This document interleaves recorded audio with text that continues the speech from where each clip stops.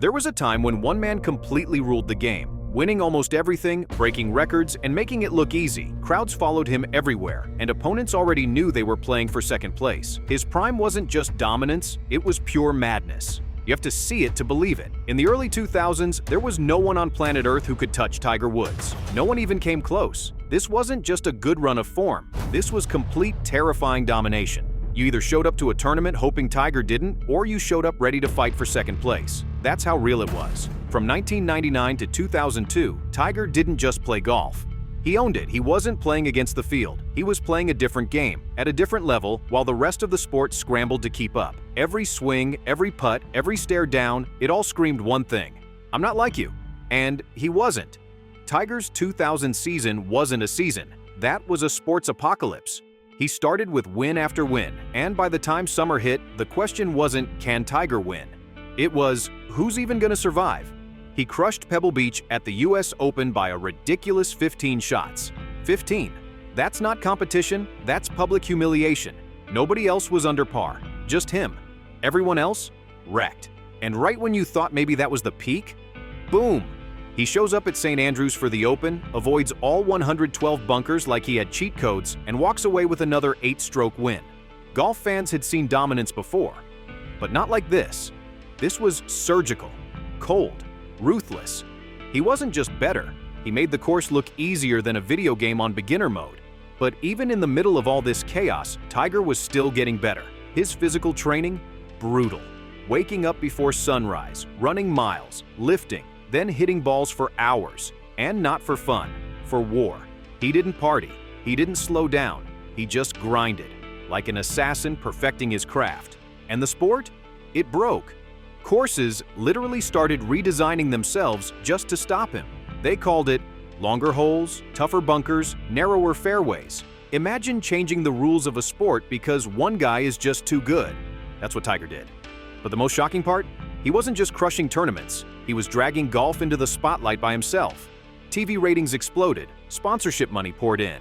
Kids who'd never touched a club were now begging their parents for golf lessons. Nike made hundreds of millions. The PGA Tour's total prize money ballooned, all because of this one man. Tiger's prime wasn't a moment, it was an era. And if you think we've already seen the most shocking part, you're dead wrong, because just when you thought the storm had passed, Tiger kept going. And what he did next? That's when the legend turned scary. After destroying everything in 2000, you'd think Tiger Woods might slow down. But nope, he wasn't done. Not even close. What came next wasn't just more wins. It was a cold, calculated stretch of golf so sharp, it felt like he had turned into a machine. From 2005 to 2007, Tiger went into full beast mode again.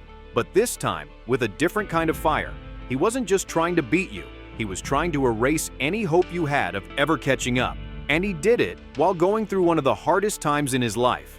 In 2006, while most people were talking about how Tiger had peaked, he was actually getting ready to flip the switch again. But behind the scenes, things were dark. His father, Earl Woods, the man who had built him into the golf monster he was battling cancer, and their relationship was starting to break down. That pain showed on the course. Tiger started missing cuts. His putting went cold. For the first time in years, he looked human. At the Masters that year, he had the chance to make a comeback.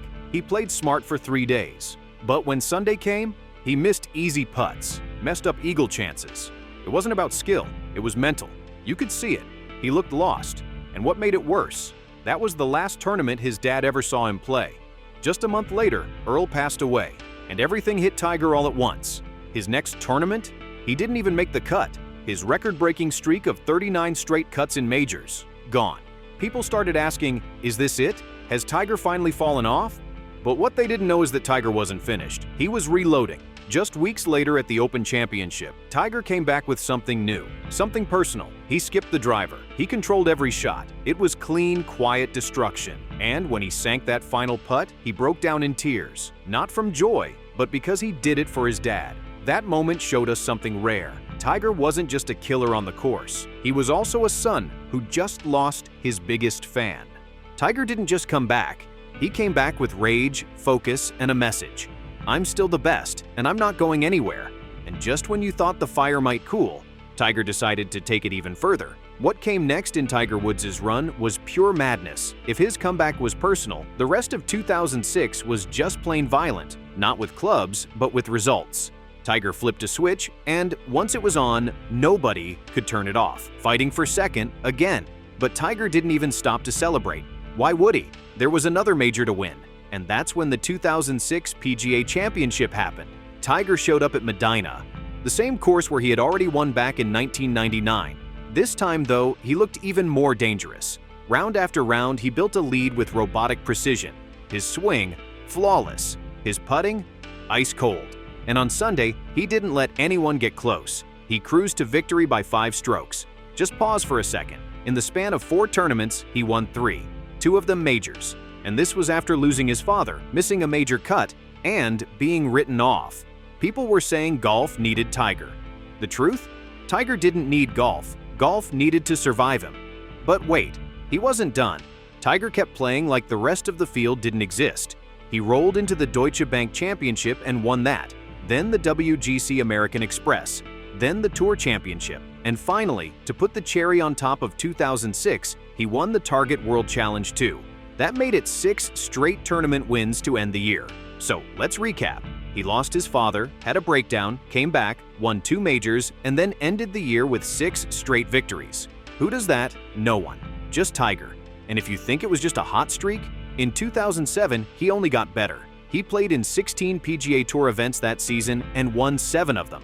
In the majors, runner-up at the Masters, runner-up at the US Open, and another win at the PGA Championship. That's 3 majors, and he was either first or second in all of them. But what makes this run even more insane is the margins. Tiger wasn't scraping by, he was destroying fields. Fairways hit, greens in regulation, scoring average. Every stat that mattered, Tiger owned it.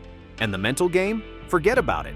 At that point, Tiger wasn't just playing his best golf, he was in people's heads. Other pros openly admitted they lost confidence when Tiger was on the course. They were intimidated before they even teed off. The man wasn't just winning, he was forcing the entire golf world to chase him, and most of them never caught up. Between 2005 and 2007, Tiger Woods wasn't just back, he was in full-on God mode. Over those 3 seasons, he won 22 PGA Tour events and 4 major championships. He came within just a few strokes of completing the Grand Slam. And he did it all during one of the most emotionally brutal periods of his life. You could argue his prime started in 2000, but this version of Tiger, the one who rebuilt himself from pain, who turned grief into dominance, who burned through fields like a wildfire, that was another level. This wasn't just about trophies or records anymore, it was about something bigger. Tiger Woods didn't just survive his prime, he redefined what it meant, and no one, before or since, has come close to matching that kind of fire. The scary part? He still wasn't finished.